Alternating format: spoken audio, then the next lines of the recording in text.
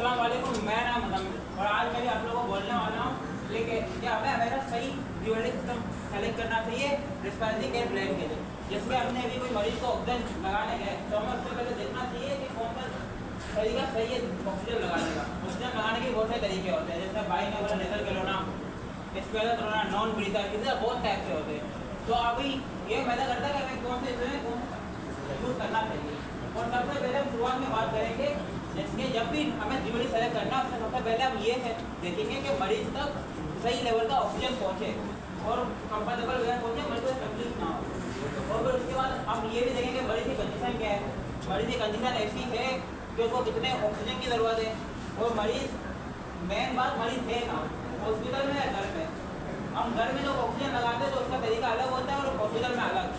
जब हम घर में होते हैं, जब मरीज को नीड होती है ऑक्सीजन वगैरह की, तो उस टाइम पे हम हमारे घर में सेटअप होता है। तो मरीज रहते होते हैं वो ऑक्सीजन का प्रॉब्लम होता रहता है, तो उनके घर में भी सेटअप होता है ऑक्सीजन का। तो घर में हम अपने हिसाब से लीटर फंड लगाते हैं, लेकिन हॉस्पिटल में हमें पूरा सेटअप होता है। फिर सबसे इसके बाद हम करेंगे कि की पॉइंट कंसिडर करने के लिए ड्यूरेटिक सिस्टम लगाने से पहले जैसे सबसे पहले हम देखेंगे उनका ऑक्सीजन सेचुरेशन। ऑक्सीजन सेचुरेशन हम देखने के लिए फर्स्ट ऑक्सीजन यूज करेंगे। जैसे हमारे एमएस भाई ने बोला था, फर्स्ट ऑक्सीमीटर एक डिवाइस है, हम ऑक्सीजन चेक कर सकते हैं। और इसी का अल्टरनेटिव तरीका है एबीजी, आर्टिकल ब्लड गेज। ये एक तरीका टेस्ट होता है जो आर्टी से निकाला जाता है ब्लड, और इसमें होता है हमारा ऑक्सीजन ब्लड। तो जब वो ब्लड का टेस्ट होगा तब से हम पता चल सकता है कि ऑक्सीजन कितना है बॉडी में। तो जब सबसे पहले ये पता करना चाहिए कि मरीज को ऑक्सीजन की नीड कितनी है। फिर दूसरे नंबर पे हम ये देखेंगे कि पेशेंट का ओवरऑल कंडीशन कैसा है, मतलब पेशेंट को बेहोशी की हालत में, पेशेंट को ज़्यादा ऑक्सीजन की नीड हो रही है नहीं, पेशेंट अभी सही है, नॉर्मल है नहीं, वो सब देखेंगे। फिर सेलेक्ट करेंगे।